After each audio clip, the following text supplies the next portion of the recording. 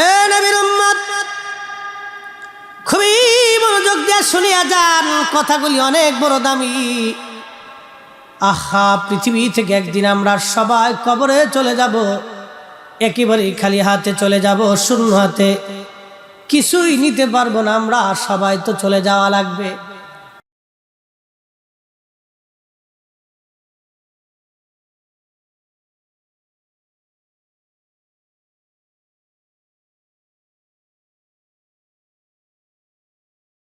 অতএব কি নিতে হবে? আল্লাহ কোরআনে বলে দিলেন, ইন্নাল্লাযীনা আমানু ওয়া আমিলুস সলিহাত।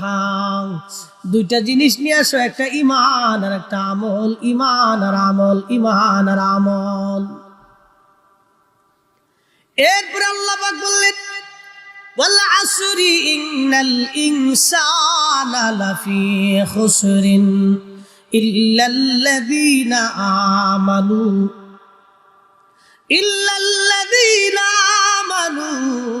ওয়া আমিলুস সলিহাত।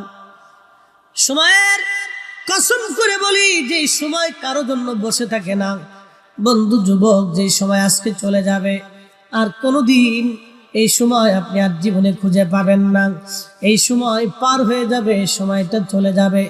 Time and tide wait for none. সময় এবং স্রোত এটা কারো জন্য বসে থাকে না, এটা চলে যেতেই থাকে, চলে যেতেই থাকে। একবার যদি চলে যায় আর কোনোদিন এই সময় আপনি খুঁজে পাবেন না। অতএব বন্ধু, আল্লাহ পাক বলেন, ওই সময়ের কসম করে বলি, সমস্ত মানুষগুলি ভুলের মধ্যে আছে, ক্ষতির মধ্যে আছে। ইল্লাল্লাযীনা আমানু, যারা ঈমান এনেছে, ওয়া আমিলুস সলিহাত, এবং নেক আমল করেছে।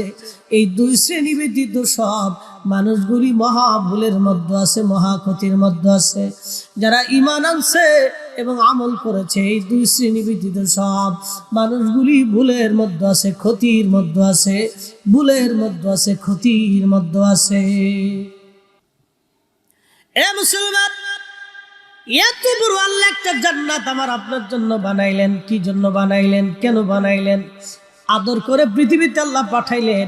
আল্লাহর এত কি দায় ঠেকলো আপনার জন্য? আসমান থেকে বৃষ্টি পাঠাবে, জমিনে শস্য দিবে, গাছে ফল দিবে, হরেক রকমের মাছ আল্লাহ দিবে। এই যে চলন বিল, এই বিলের ভিতরে কোটি কোটি মন মাছ আল্লাহ প্রত্যেক বছর বছরে দিচ্ছে। এক টন খাবারও তো বাংলাদেশ সরকার ছেড়ে দেয় না। বন্ধু, খুব মনোযোগ দিয়েন। কোটি কোটি টন মাছ হয়, এক এক মাসের এক এক স্বাদ। এই স্বাদ এবং এই মাছ দিলেন কে? এই মাছ আমরা খাইলাম, খাওয়ার পরে কি করছি? আল্লাহ পাক একটা কথা বললেন, বান্দা, তোমারে হরেক রকমের মাছ দিলাম, হরেক রকমের ফল দিলাম, হরেক রকমের রিজিক আমি আল্লাহ দিলাম। একটা কাজ তোমার, ওয়াশকুরুলি, আমার শুকর করো, ওয়ালা তাকফুরুন, আমার না শুকরিয়া করিও না। লা ইন শাকারতুম, তুমি আমার শুকর করো, ওয়ালা ইন কাফারতুম, কুফর করিও না। বান্দা, আমার শুকর করো, কুফর করিও না। শুকর করো, কুফর করিও না। কিন্তু আমরা কয়জন শুকর আদায় করি বলেন তো? আল্লাহর একজন ওলি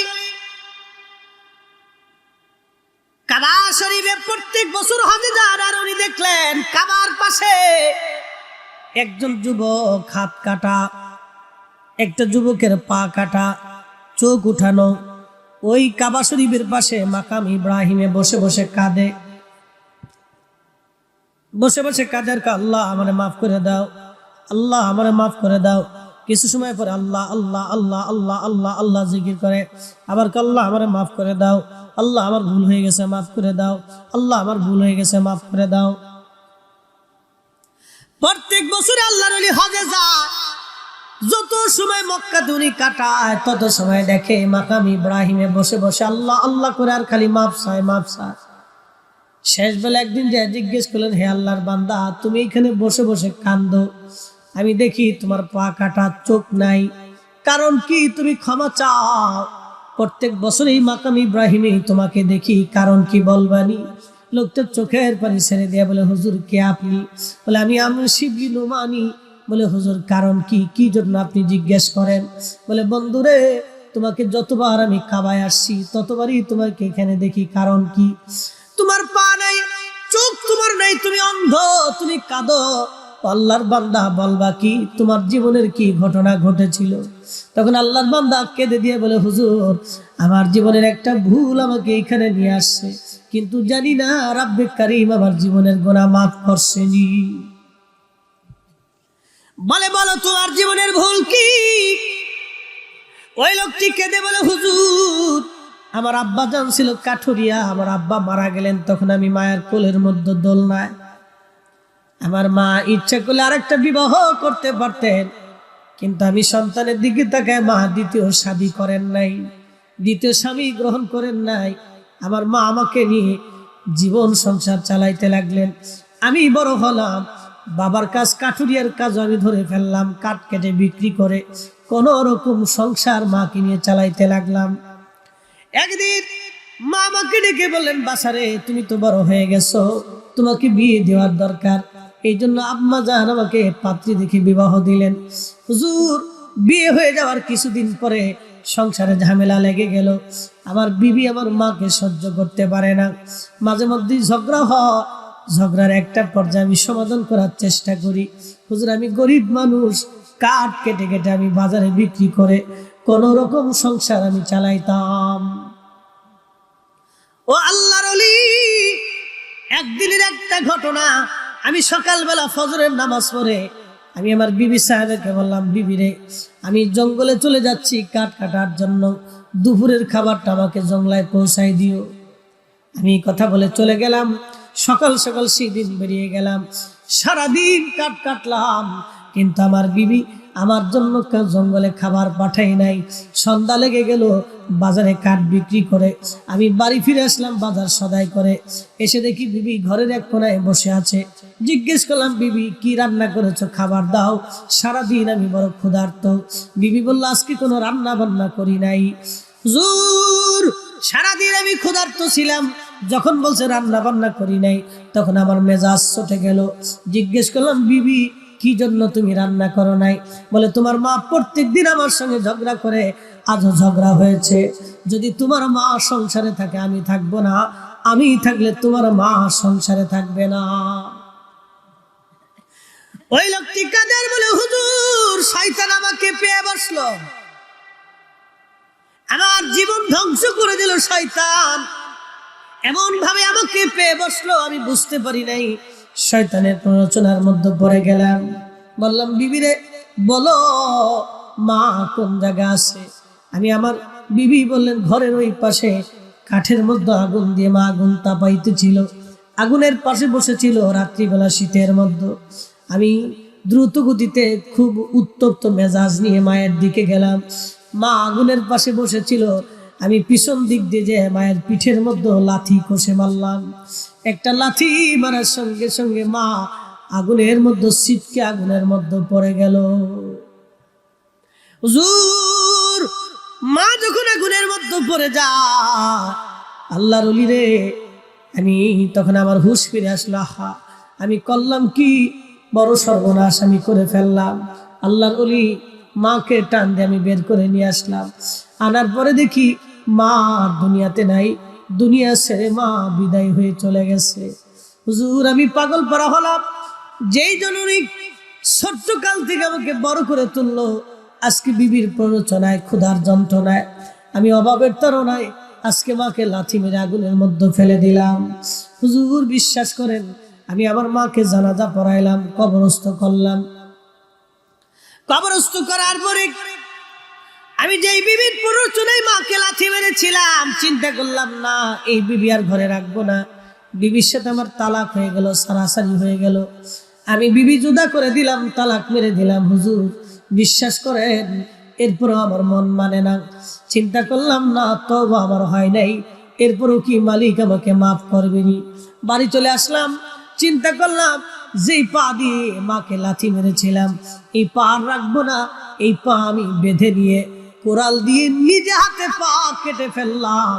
হুজুর এরপরেও আমি চিন্তা করলাম, যদি আল্লাহ মাফ না করে, যেই চোখ দিয়ে আমি আমার মাকে দেখে লাথি মেরেছিলাম, হুজুর আমি নিজে ইচ্ছায় চোখ দুটি নষ্ট করে ফেললাম। যদি আল্লাহ মাফ করে। তারপর আমার মনে শান্তি হয় নাই, আমি মাকাম ইব্রাহিমে বসে বসে কাঁদি, যদি আল্লাহ ক্ষমা করে। কিন্তু এখনো শান্তি পাই নাই, মাফ হইছে কি? এখন আমি খবর পাইনি মাফ হইছে কি। আপনি তো আল্লাহর ওলি, একটু মুরাকাবা করে দেখেন আল্লাহ আমারে মাফ করছেনি। আল্লাহর ওলি হাতিমে কাবা সেজদায় পড়ে যায়, বলেন ইয়া রব, তোমার বান্দার জীবনের অনেক বড় ভুল, কিন্তু তওবা করতে করতে মাকাম ইব্রাহিম পর্যন্ত আসছে। এখানে বসে বসে কাঁদে, ইয়া রব তুমি বলো তোমার বান্দার জীবনের গুনাহ মাফ হইছেনি। আল্লাহ এলহাম করে বললেন, বন্ধু আবার বান্দাকে জানায় দাও, কোটি বছর যদি মাকাম ইব্রাহিমে কাঁদে, আমি মালিক তারে মাফ করব না, তার মা তাকে ক্ষমা না করা পর্যন্ত। ওই লোকটি কাঁদে আর বলে, হুজুর আমার উপায় কি? তাহলে আমি এত বছর ধরে মাকাম ইব্রাহিমে আসি, বছরের পর বছর ধরে প্রত্যেক বছর আমি হজ করি, এই মাকাম ইব্রাহিমে শুনছি দোয়া কবুল হয়, সে আশায় বসে আছি। আল্লাহর ওলি বলেন আমার জীবনের গুনাহ মাফ হইবেনি। বলে চলো দেখি তোমার মায়ের কবরের পাশে চলো, মাকাম ইব্রাহিমে বসে বসে কোনো কাজ হবে না। প্রশ্ন রাখবেন, হুজুর মার কবরের পাশে গেলে কি হবে, বাবার কবরের পাশে গেলে কি হবে? যে যুবকরা, যে বন্ধুরা, বৃদ্ধ বাবাজিরা, আমরা আজকে কবর জিয়ারতগুলি ভুলে গেছি, মা বাবার কবরের পাশে যাই না। আপনি জানেন বাবা মার কবরের পাশে গেলে কি হয়? যখন আপনি যা থেকে সালাম দিবেন, তখন বাবা কবর থেকে সালামের জবাব দিয়ে বলে, দেখছো আমার খুকা বুড়া হয়ে গেছে, কিন্তু আমি বাবার কবরের পাশে দাঁড়ায় গেছে। মা ডাকবে, দেখছো আমার ছেলেটার দাড়ি পেকে গেছে, তারপর আমার ছেলে আমার কবরের পাশে দাঁড়ায় গেছে। ওই সন্তানের জন্য বাবা মা তখন খুশি হতে থাকে। যখন সন্তান কবরের পাশে দাঁড়ায় কিছু জিয়ারত করে, বাবা মার জন্য দোয়া করে, তখন কবর থেকে বাবা মাও দোয়া করতে থাকে। একবার জোরে বলা যাবে কি সুবহানাল্লাহ? ওই কবর থেকে তারা চিনে, তারা দেখে। আপনি দেখেন না, আপনি চিনেন না, সেটা আপনার দোষ। ওই কবর থেকে তারা চিনে।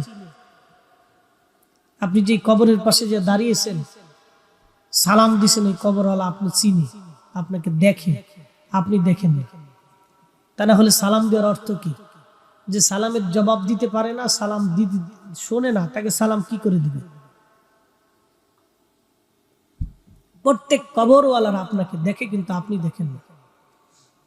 প্রিয় নবীজি একদিন বদরের প্রান্তরে কাফেরদের লাশগুলি কুয়ার মধ্যে ফেলে দেওয়া হয়েছিল। বদরের সেই কুয়া এখনো আছে মসজিদের পাশে, বদর মসজিদের পাশেই কুয়া।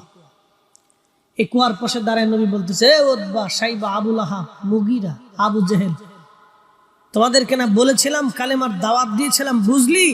আজকে তো আল্লাহর কাছে চলে গেছিস, বুঝতো এবার দেখতো আমি সত্য না মিথ্যা, এখন আল্লাহর কাছে যে বুঝবি।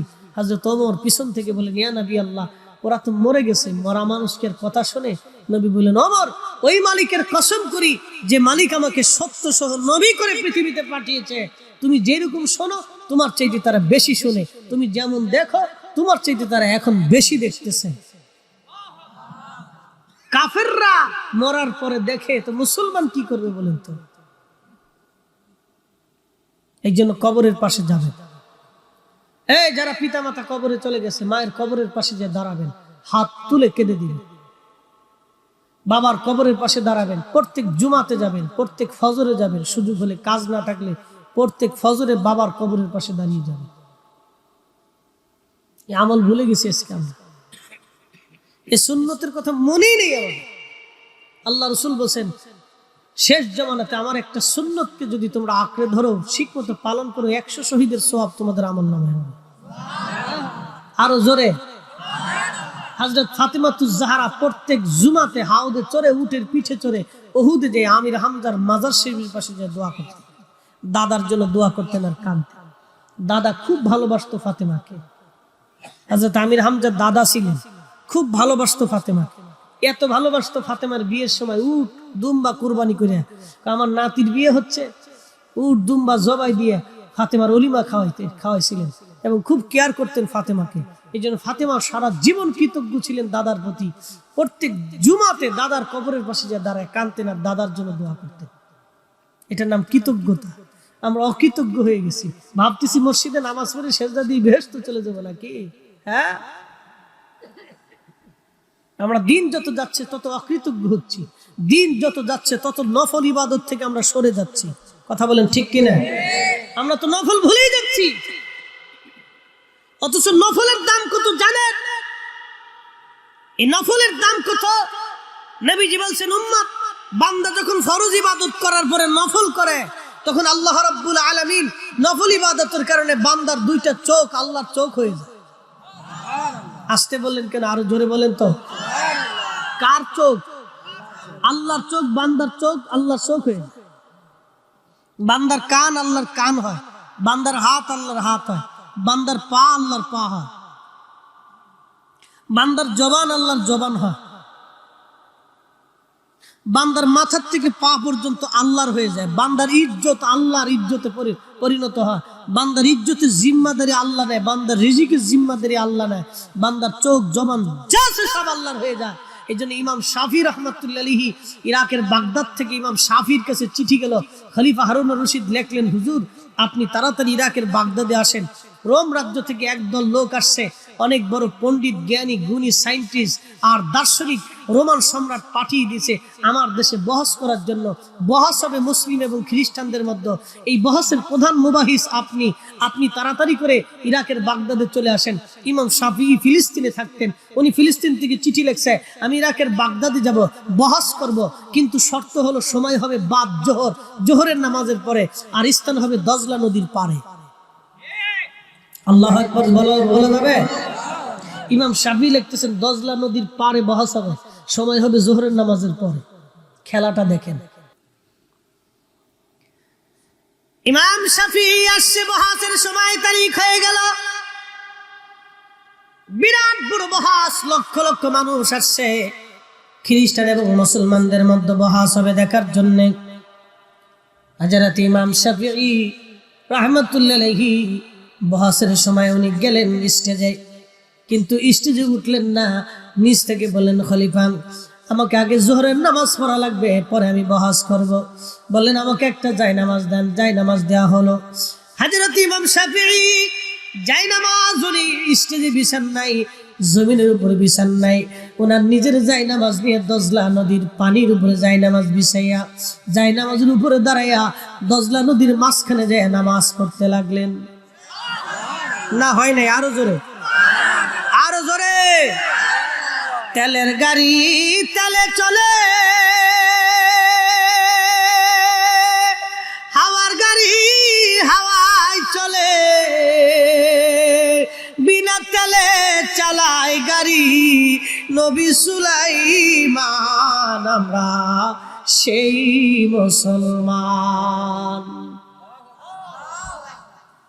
মসজিদে জুতা চুরি করি, কি জাত মুসলমান চিন্তা করে। মসজিদে জুতা চুরি করি। হযরত ইমাম শাফিঈ জায়নামাজের উপরে নামাজ পড়া শুরু করলেন দজলা নদীর মাঝখানে। সুবহানাল্লাহ হবে? এরকম মুসলমান আছে না বগুড়াতে? শেরপুরে আছে না? যমুনা নদীর ভিতরে নামাজ পড়ে জায়নামাজ বিছাই।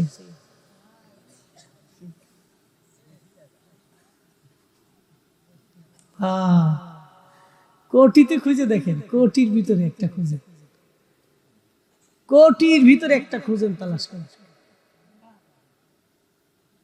মুসলমানের পরাজিত হওয়ার কারণ কি জানেন? আগে কিছু মুসলমান ছিল, এই জন্য আল্লাহ বলছে ওয়ালতাকুম মিনকুম উম্মাতুন ইয়াদউনা ইলাল খায়র। আমার উম্মতের ভিতরে কিছু বান্দা হবে যারা মানুষকে আল্লাহর দিকে ডাকবে। আমিও ডাকি, আমার ওয়াজ আর খাজা মাইনুদ্দিন চিশতের ওয়াজ এক ওয়াজ। হ্যাঁ, এই যে ওয়াজ করতেছি কাদের সামনে? আমি মুসলমানের সামনে ওয়াজ করতেছি। আর খাজা মাইনুদ্দিন চিশ যখন ওয়াজ করেছে তখন এদেশে কালেমার আওয়াজ দিলেই গা ছমছম করে উঠছে। এখনো পৃথিবীর বহু জায়গা মুসলমান মসজিদই বানাইতে পারে না।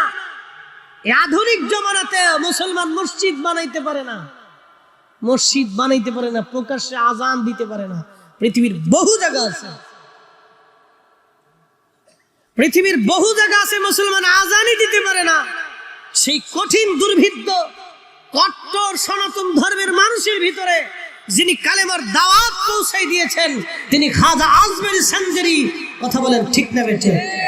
তিনি শাহজালাল ইয়ামানি মুজাররদি।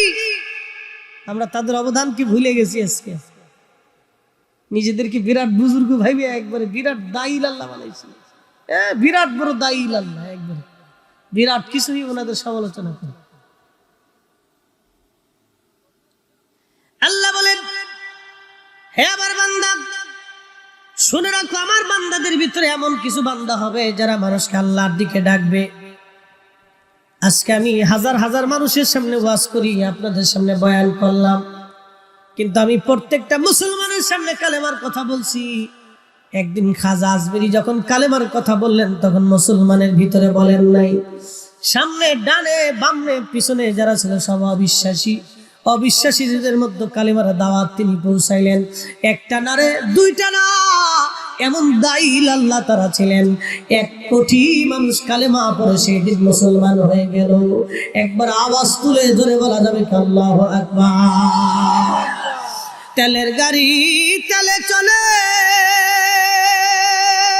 হাওয়ার গাড়ি হাওয়ায় চলে, বিনা তেলে চালাই গাড়ি নবী সুলাইমান। আমরা সেই মুসলমান।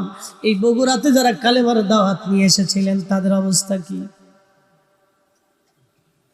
বলেন তো?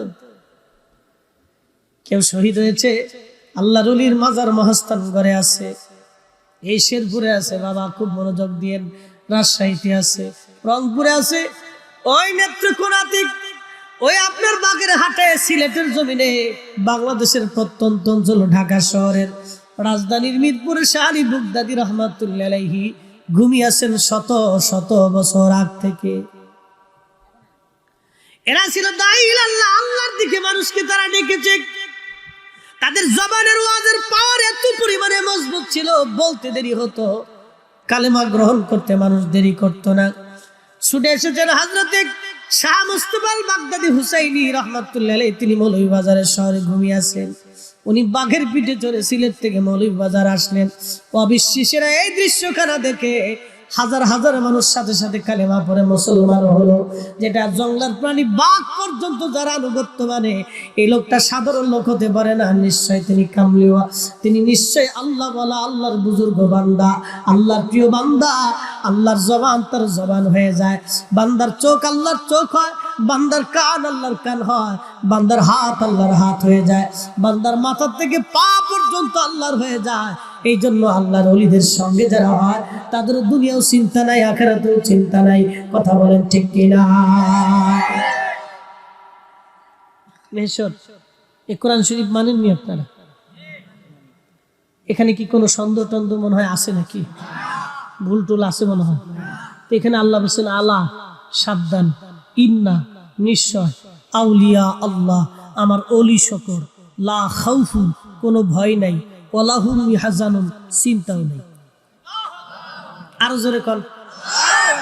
ভুল ত্রুটি আছে, সন্দেহ আছে, তাদের ভয় নাই, ফয়সালা কার?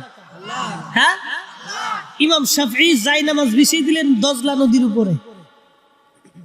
পানি কি আমি ফরিদি সাহেব মনে খাতির করছে নাকি? একদিন পদ্মা নদী দিয়ে পার হচ্ছি, তখন ব্রিজ হয়নি, পদ্মা সেতু হয়নি। ওই যে মা ঘাটে একবার লঞ্চ ডুবে বহু মানুষ মারা গেছে, তার 15 দিন পরে ওই ঘাট দিয়ে যাইতেছি, তো নদীর ভিতরে যাওয়ার পরে তুফান শুরু হয়েছে। তো পদ্মা নদীর তুফান তো খুব মারাত্মক তুফান। লঞ্চের ভিতরে যা আছে সব কাঁদে, আল্লাহ বাঁচাও, আল্লাহ বাঁচাও, আল্লাহ বাঁচাও। বেডা বেডি সেরাসেরি টোনা টোনা বুড়া জুয়ান সব কান্দে আল্লাহ বাঁচাও। যখন লঞ্চ ঘাটে ফিরলো তখন সারেং এইভাবে ধরছে, কেউ কাজ করে ধরছে, কেউ সোজা করে ধরছে। এরপর আল্লাহটা ভুলে গেছে। আমি কি উড়ে পোল্ট্রি বাস এতক্ষণ শিক্ষের বসে আল্লাহ বাঁচাও, এখন জ্বর চলে গেছে, আমাকে সারেং এইভাবে ধরছিল, এইভাবে ধরছে, এইভাবে ধরছে। আমি কি উড়ে বাঙালি একটা খাড়ার উপরে পোল্ট্রি মেরে দিচ্ছি, চিন্তা করতে পারছি, মুহূর্তের মধ্যে পোল্ট্রি মেরে দিচ্ছি। তখন আমি চিন্তা করলাম, আল্লাহ কত অকৃতজ্ঞ বান্দা পৃথিবীতে এখনো আছে যারা আল্লাহ শুকর করলো না, যে আল্লাহ পাক এই কঠিন বিপদ থেকে বাঁচিয়ে দিল, যে আল্লাহর কাছে সৃষ্টি কতটা অসহায়। আপনি একটু চিন্তা করেন, বর্তমান পৃথিবীতে একটা জাহাজ, কয়েক লক্ষ টন ওজনের একটা জাহাজ সমুদ্রের মধ্যে চলে। এটা একটা ছোট জাহাজ, মিডিয়াম একটা জাহাজের একটা ওজন থেকে কয়েক লক্ষ টন। একটা কয়েক লক্ষ টন একটা জাহাজ সমুদ্রের মধ্যে চলে, মাত্র 50 কিলোমিটার বাতাসের বাড়িতে ওই জাহাজটা দুলতে থাকে, নড়তে থাকে, কাঁপতে থাকে। সমুদ্রের পানির কাছে একটা জাহাজ কিছুই না।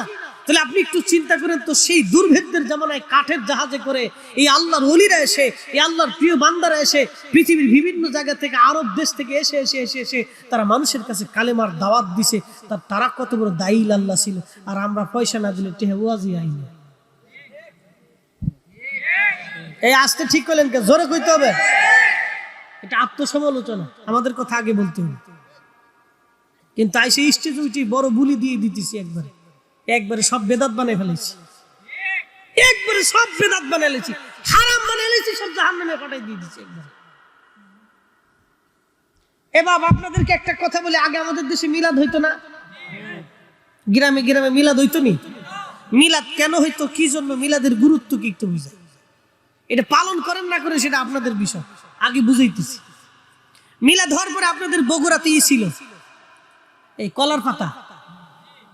কিসের পাতায় খাইতেন? কলার পাতায় চিন্নি খাইতেন, খিচুড়ি খাইতেন। এটা আমরা ফরিদপুরে ছিল। এখন তো ভাই কত আত্মধনিক হয়ে গেছে, সিস্টেম চেঞ্জ হয়ে গেছে, কলার পাতাটা তাহার ভরাতে নাই। এই কলার পাতায় আপনারা মিলাদ হতো। ফজিলাত আমি হালাল হারাম পরে মাসালা আসতেছে, আগে বুঝাই। আব্দুর রহিমের বাড়িতে মিলাদের দাওয়াত দিছে, তো এই গ্রামের সবাই মিলাদে গেছে। রহিম চিন্তা করলো, আমার বাড়িতে মেহমান আসতেছে, তো কিছু মেহমানদারি করা লাগবে। তো খিচুড়ি পাকাইছে, কিছু মিষ্টান্ন পাকাইছে। এখন আপনারা বলেন, 10 জনে মিলে যখন একসাথে খাবার খাইলেন, মোহাব্বত বাড়লো না কমলো?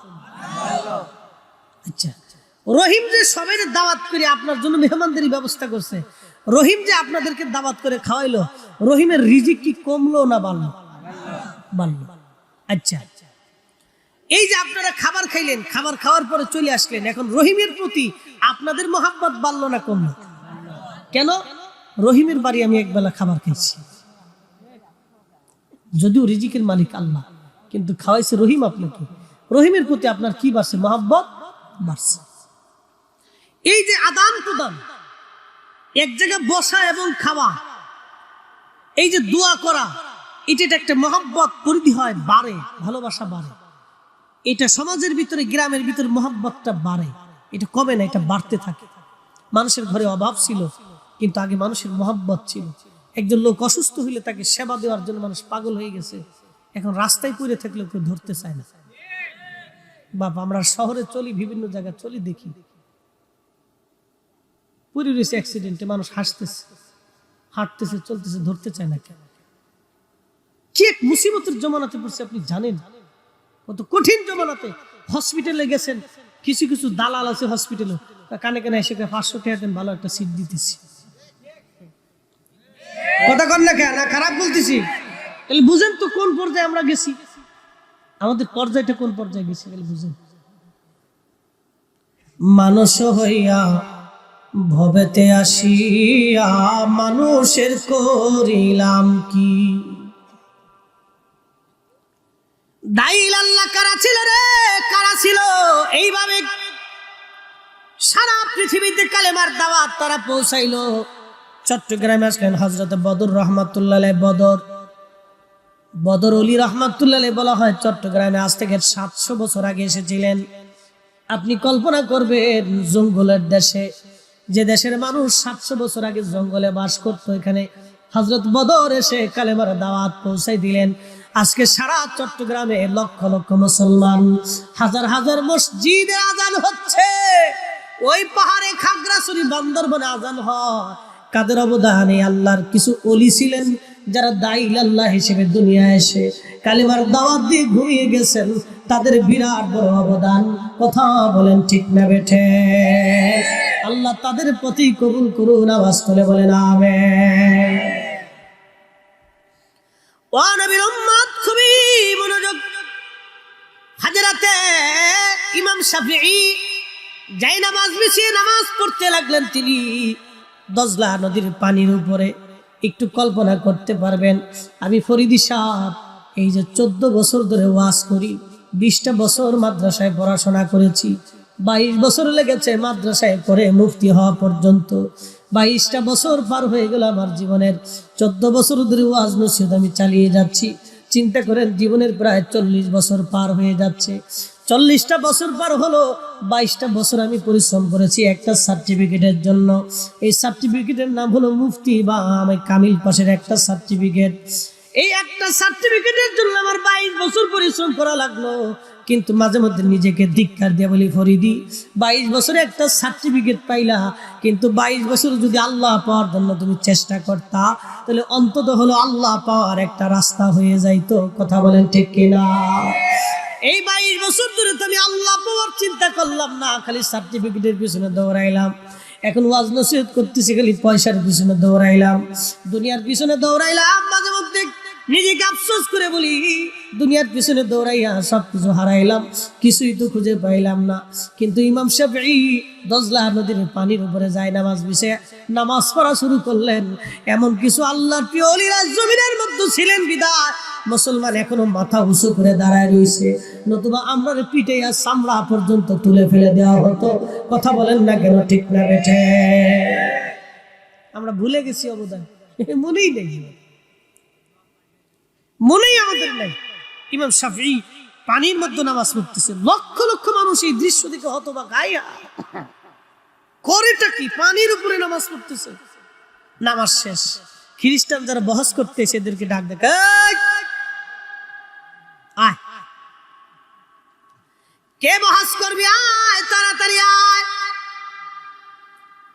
আমি ইমাম আবু ইদ্রিস আশ-শাফিঈ যাই নামাজ বিছিয়ে নদীর উপরে নামাজ পড়লাম।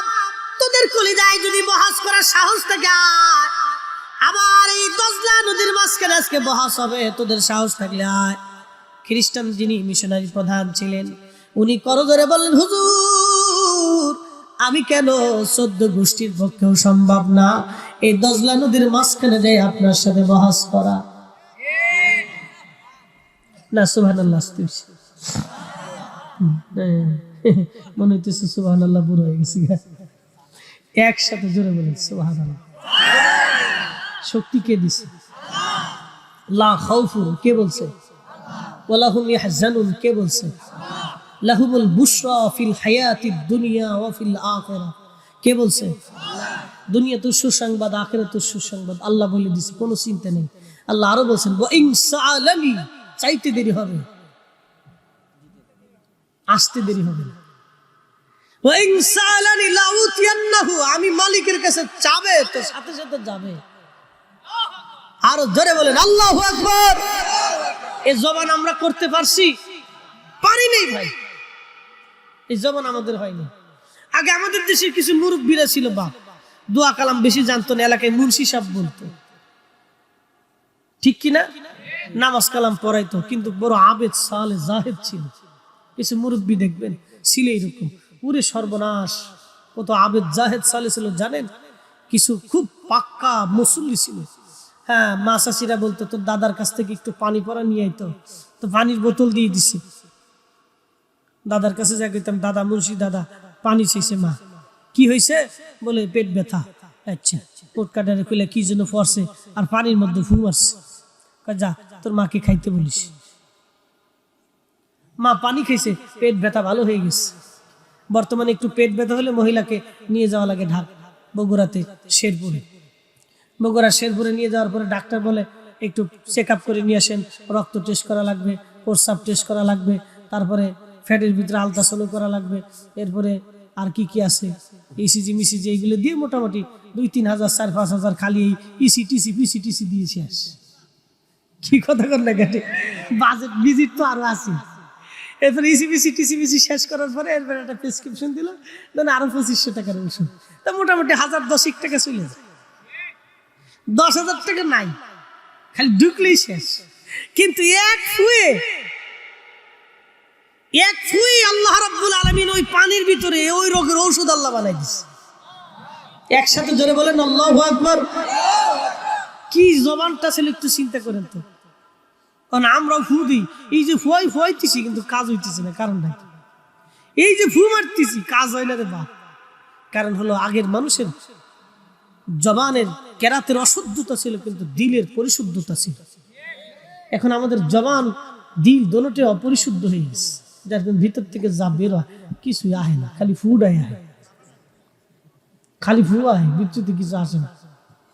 আল্লাহকে যতই ফু আস কাম হবে না। কারণ কি জানেন, আল্লাহ রাসূল বলছেন আমার উম্মত এমন একটা জমানা আসবে সুদের ভিতরে এমন ভাবে ঢুকে যাবে যে কেউ সুদ থেকে মুক্ত থাকবে না। বর্তমান বিশ্বে ব্যাংকিং পদ্ধতিটা তার বাস্তব প্রমাণ। কেউ সুদ লেখে, কেউ সুদের সহযোগিতা করে, কেউ সুদ নেয়, কেউ বাধ্য হয়ে সুদ দেয়। সারা পৃথিবীতে একই অবস্থা। এমনকি যারা বলতেছে আমরা ইসলামিক রাষ্ট্র কায়েম করছি, কোরআনের বিধান চালু করছি, সৌদি আরবে এখান থেকে বাদ নেয়, তাকেও ব্যাংকিং নীতি পদ্ধতি অবলম্বন করে বিশ্ব ব্যাংকের সাথে অ্যাডজাস্ট হয়ে তাকে কাজ করতে হয়। কিচ্ছু করার নেই। উম্মত সুদের সাথে যুক্ত। ইমাম, মুসল্লি, খতিব, ওয়াজ, বক্তা, আলেম, উলামা, পীর, মাশাইখ, কৃষক, জেলে, বন্ধু যা আছে সব এটার ভিতরে যুক্ত হয়ে গেছে। আল্লাহ রাসূল বলেছিলেন যা হয়ে গেছে তা। ৭২টা আলামত বলেছে, তার ভিতরে একটা আলামতের কথা বললাম, নবী যা বলেছে তাই হবে, যা বলেছে তাই হয়েছে। কথা বলেন ঠিক না ঠিক? পৃথিবী বুড়াকাল শেষ হয়ে যাবে, এটার বুড়াকাল চলতেছে।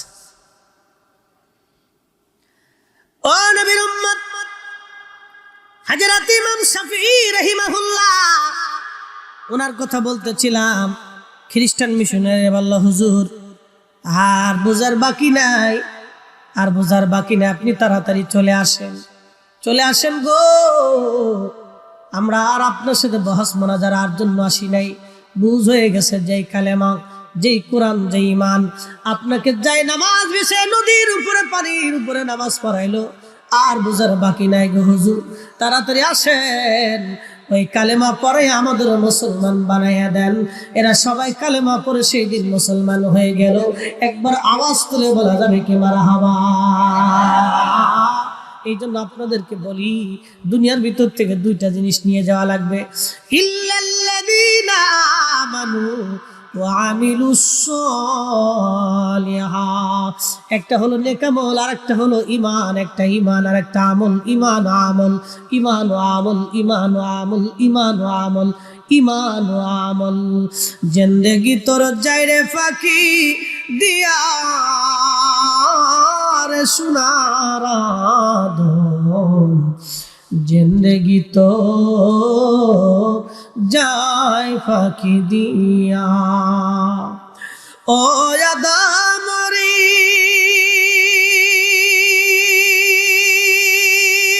পাক ধরিয়া গেছে দাড়ি, দন্তবাসে গুটা চারি, সমন জারি গিয়াছে করিয়ার সোনার আদম, জিন্দেগি তোর যায় ফাঁকি দিয়া। বাজান, দুনিয়ার থেকে কবরে চলে যাব। এই বাংলাদেশে কোটি কোটি টাকার মালিক আছে, মাহফিল যারা দেয় তারা কোটি টাকার মালিক হয় না বাবা, তারা ইন্ডাস্ট্রির মালিক হয় না। মাহফিলে যারা বসে তারা বাবা বড় বড় ধনী ব্যক্তিরা মাহফিলে বসে না। মাহফিলে যারা বসে মধ্যবিত্ত এবং দরিদ্র শ্রেণীর মানুষ মাহফিলে বসে। এই জন্য নবী বলছেন আমার গরিব উম্মতরা ধনীদের 500 বছর আগে জান্নাতে যাবে। তাও কোন 500 বছর জানেননি? দুনিয়ার 50,000 বছর আর আখিরাতের একদিন, সেই দিনের 500 বছর আগে গরিবরা জান্নাতে চলে যাবে। সুবহানাল্লাহকে আসতে হবে আরো জোরে। এ মুসলমান, খুবই মনোযোগ দিয়ে শুনেন। এই পৃথিবী থেকে আমরা কবরে চলে যাব। এই বাংলাদেশের কোটি কোটি টাকার মালিক আছে, গ্রুপ ইন্ডাস্ট্রির মালিক আছে, কবরে চলে গেছে। সন্তান কবরের পাশে দাঁড়ায় না। বনানী, গুলশান এবং ওই আপনার কি বলে আজিমপুর গুরুস্থান, বড় বড় গুরুস্থান, সন্তান বাবা মার জন্য দোয়া করার সময় পর্যন্ত পায় না। কিন্তু দুনিয়াতে যদি একটা নেককার সন্তান রেখে যান, নামাজের পরে সন্তান দোয়া করবে। এখন তো আবার একদল আছে নামাজের পরে দোয়া টোয়া মানে না, এরা তো ডাইরেক্ট আল্লাহরে পাইতে চায়, আল্লাহরে খুশি করতে চায়। কিন্তু না না না, আল্লাহর দরবারে হাত বাড়াইতে হবে, অনুনয় বিনয় করে আল্লাহর কাছে দরখাস্ত করা লাগবে, আল্লাহর কাছে কাঁদতে হবে, কাঁদলেই আল্লাহ খুশি হয়ে যাবে। আমরা সেজদা আল্লাহর দরবারে পছন্দ নাও হতে পারে, কিন্তু চোখের পানি খোদার দরবারে পছন্দ হয়। আল্লাহর নবী বলেন, আমার উম্মত যখন খোদা রব্বে কারীমের দরবারে চোখের পানি দিয়া মাছির মাথার পরিমাণ একটু পানি যদি একবারে চোখ দিয়ে গড়াইয়া এই গোশতের উপরে এসে পড়েই যায়, আল্লাহর নবী ডাক দিয়ে বলতেছেন, শোনো, আমার আল্লাহ পাক খুশি হইয়া 7টা জাহান্নামের আগুন ওই পানি দিয়ে আল্লাহ নিভাইয়া দেবে। একবার জোরে বলা যাবে কি সুবহানাল্লাহ? চোখের পানির দাম আছে না নাই? অনেক দাম, অনেক দাম। এই দাম আমি বুঝাইতে পারতাম না। একটু মাছির মাথা পড়তে দেরি হবে, মাফ হইতে দেরি হবে। যে যাই বলুক, রব্বে কারীমের দরবারে হাত তুলে চোখের পানি ছেড়ে দিবে। এত বেদাতের ফতোয়া বোঝার দরকার নেই, বহুত বুঝছি আমরা, বুঝতে বুঝতে এই পর্যন্ত আসলাম। আহা, উম্মতের সর্বনাশ হয়ে যাচ্ছে। শয়তান খুব সুকৌশলে মুসলমানদেরকে ইস্তেগফার থেকে সরিয়ে দিচ্ছে, খুব সুকৌশলে সরিয়ে দিচ্ছে। কোন সময় বান্দাকে আল্লাহ কবুল করবে, ক্ষমা করবে, আমরা কেউ জানি না। কথা বলেন ঠিক কিনা? হ্যাঁ, খুব মনোযোগ দিন। পৃথিবী থেকে আমরা কবরে চলে যাব। করোনার ভিতরে বহু মানুষ মারা গেছে, বহু সন্তান বাবার কবরের পাশেও পর্যন্ত ভয়ে যায় নাই, জানাজাতেও যায় নাই। তাহলে এই সন্তান রেখে লাভ হবে কি? এরকম সন্তানের সাথে 2-4টা কুত্তা পালা ভালো। কথা খারাপ বলছি? কঠিন বিপদের সময় যদি সন্তানকে পাশের কাছে না পাওয়া যায়, তাহলে মেহেশ্বরের মাঠে কি হবে বলেন তো? এই জন্য কবরের পাশে সন্তানকে শিক্ষা দেবেন, নিজে হাতে করে আপনার বাবার কবরের পাশে আপনার ছেলেকে দাঁড়া করাই দিবেন। আপনার সন্তানকে দাঁড়া করে বলবেন, এটা তোমার দাদার কবর, জিয়ারত করো। ও জিয়ারত করবে। আপনি মরে যাওয়ার পরে আপনার নাতিকে হাত ধরে নিয়ে এসে বলবে, এটা তোমার দাদার কবর। কবরের পাশে দাঁড়িয়ে যাবে। মানুষ অসুস্থ হইলে কেউ যদি দেখতে যায় তো মানুষ খুব খুশি হয়। কবরে চলে গেলে কেউ যদি কবরের পাশে বান্দাকে দেখতে যায় তো কবরওয়ালা খুশি হয়। এত সহজ করে আর বুঝাইতে পারবো না। কবরওয়ালা খুশি হয়। পৃথিবী থেকে একদিন আমরা শূন্য চলে যাব, একবারে খালি হাতে, কিছুই নেওয়ার সুযোগ নেই। বাদশাহ ক্যা ফকির হো, सबको एक ही ठिकाना। अल्लाह बोले, وأنفقوا مما رزقناكم من قبل أن يأتي أحدكم الموت।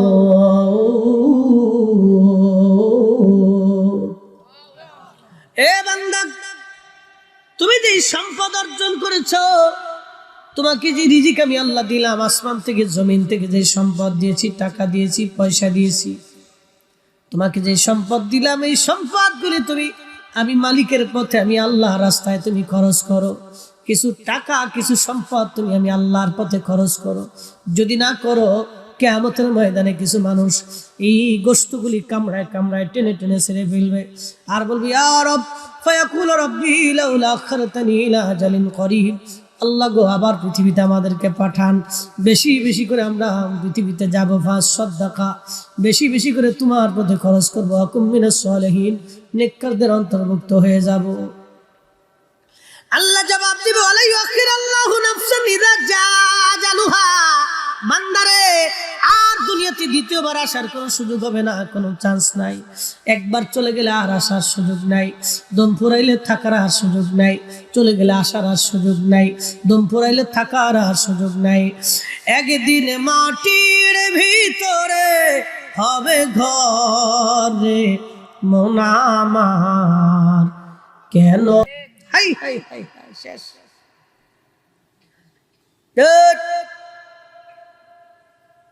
মেজাজ খুব মাঝে মধ্যে চড়া হয়ে যায় নাকি? কুল রাখতে হবে, ঠান্ডা। সব জায়গায় মেজাজ চড়া হলে হবে না। মা এমন একটা জিনিস, রব্বে কারীম জানিয়ে দিলেন, কিয়ামত পর্যন্ত যদি হায়াত হয়, মাকাম ইব্রাহিমে বসেও যদি কাঁদে, আমি আল্লাহ তাকে মাফ করব না, তার মা তাকে ক্ষমা না করা পর্যন্ত। মোরাকাবা থেকে উঠে যাওয়ার কলার ধরে বলতেছে, বেটা এখানে বসে কাঁদলে কাজ হবে না, তোর মায়ের কবরের পাশে যা, তুই যে ভুল করেছিস মাকাম ইব্রাহিমে বসে কাজ হবে না, যা তোর মায়ের কবরের কাছে যা, মাপ চাইতে থাক, দেখ তোর মা তোকে মাফ করে কিনা। যদি ওখান থেকে মাফ হয় তো আরশে আজিম থেকে মাফ হবে, নতুবা কোটি বছর কাঁদলেও তোর মাফ হবে না। এক বাক্যে শেষ। এরপরও যদি কারো পিতামাতার অবাধ্য হতে মন চায় তো হবে না, অসুবিধা নেই, কিন্তু আল্লাহর আদালতে দাঁড়াইতেই হবে বাপ, এখান থেকে নিস্তার পাওয়ার কোনো সুযোগ নেই। মেহেশরে আল্লাহর সামনে দাঁড়াইতে হবে। ইন্না বাতশা রাব্বিকা লাশাদীদ, আল্লাহ বলেন আমার ধরাটা খুব শক্ত ধরা, ধরলে ছুটে পালিয়ে যাওয়ার কোনো সুযোগ নেই। এই জন্য কোরআনে আল্লাহ বলতেছে, ইয়া মা'শারাল জিন্নি ওয়াল ইনসি ইসতাতা'তুম আন তানফুযু মিন আকতার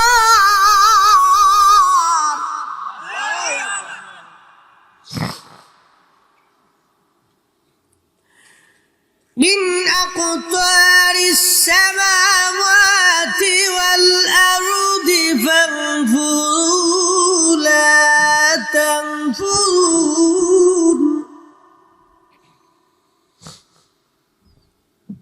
لا تنفذون إلا بسلطان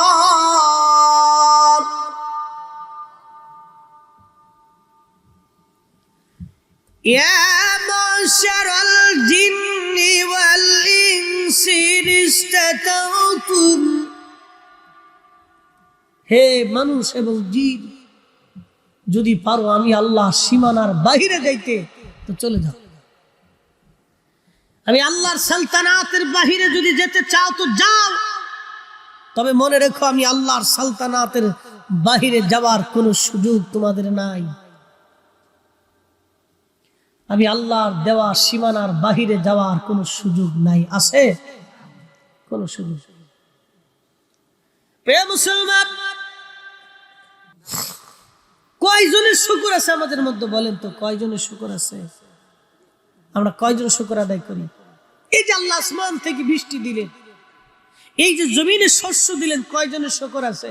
শুকরিয়া যদি থাকতো তাহলে আজকে এই এলাকার সমস্ত মানুষ আজকে মাহফিলে বসে কথা শুনতো যে এখানে বেহেশতের বাগান হয়েছে, এই বাগানে আমাদের বসতে হবে। কথা বলেন ঠিক কিনা? বেশি অনেক দূর থেকে মানুষ আসছে, কিন্তু গ্রামের অনেক মানুষ আসতে পারে না। কথা ঠিক? অনেক দূর থেকে মানুষ আসছে, কিন্তু গ্রামের অনেক মানুষ আসতে পারে নাই। কেন? শুকরিয়া নাই, শুকর নেই, আল্লাহর প্রতি কৃতজ্ঞতা নেই। কৃতজ্ঞ হতে হবে। একটা বাবা 40 বছর সন্তানের পিছনে পরিশ্রম করে, একটা মা সন্তানের পিছনে 40 বছর ধরে পরিশ্রম করতে করতে মার জীবনের সব শেষ হয়ে যায়। আহা, এই মা জীবনের সব শেষ করে ফেলে সন্তানের পিছনে সময় ব্যয় করতে করতে, কিন্তু এই সন্তান যখন বড় হয় তখন এই সন্তান মায়ের সাথে বেঈমানি করে, বাবার সাথে বেঈমানি করে। যখন বাবা মার সাথে বেঈমানি করে, আমার আল্লাহ রাব্বুল কারীম তখন বলে দিলেন, হে বান্দা, হে বান্দা, কাদা রাব্বুকা আল্লা তা'বুদু ইল্লা ইয়াহু ওয়া বিল ওয়ালিদাইনি ইহসানা। আমার বন্দেগী করো, আমার গোলামি করো, বান্দারে সাবধান সাবধান, তোমার পিতামাতার সাথে তুমি ইহসান করো, সুন্দর আচরণ করো। কিন্তু সন্তান যখন বয়স হয়ে যায় বাবা মার সাথে বেঈমানি করে বসে। বহু সন্তান আছে বেঈমানি করে। তাহলে যখন বেঈমানি করলো তখন বেজার হয়ে যায় কে? একসাথে বলেন তো, কে বেজার হয়? আল্লাহ বেজার হয়। একটা ঘটনা আপনাদেরকে শুনি। এই যে শুকর, কৃতজ্ঞতা, বাংলায় বলে কৃতজ্ঞতা। আপনি একটা লোকের উপকার করছেন, এটা একটা মানে আপনার উপকার করছেন, সে আপনার প্রতি কৃতজ্ঞ হওয়া উচিত। মনোযোগ দিন। আমাদের দেশে কিছু মানুষ আছে খুব দাওয়াত করে খাওয়াইছে, খাওয়ানোর পরে ডাইলি লবণ কম হয়েছে, গোশতে একটু মশলা কম হয়েছে। ও খাইতে যাওয়ার সময় কবে যে দূর, খাবার টাবার তো ভালো দিছিল কিন্তু গোশত ভালো হয়েছে না, ডাইলি লবণ কম হয়েছে। আবার কাউরে যদি খাবার একটু কম দিয়ে বসেন তাহলে পরে যাওয়ার সময় কবে যে দাওয়াত দিছে, খাবার দিতে পারে নাই। তো দাওয়াত দিল কে? আর খাবার দিতে পারলো না, তার দাওয়াত দেওয়ার দরকার কি? এরকম কিছু মানুষ আছে খাবার নিয়ে সমালোচনা করে, এগুলো কুত্তার চাইতেও খারাপ। কথা খারাপ বলছি? একটা লোক আপনাকে দাওয়াত দিছে, সে সর্বাত্মক চেষ্টা করছে আপনাকে ভালো খাওয়ানোর জন্য, আপনার পাতে যা দিছে ওইটা খাইয়ে আপনি আল্লাহর দরবার শুকর করতে হবে, আল্লাহ তুমি আমার জন্য যা বরাদ্দ করছো রিজিক আমি খাইছি, তোমার বান্দা আমারে খাওয়াইছে, সে চেষ্টা করছে, তুমি আরো তার বেশি করে খাওয়ানোর তৌফিক দাও।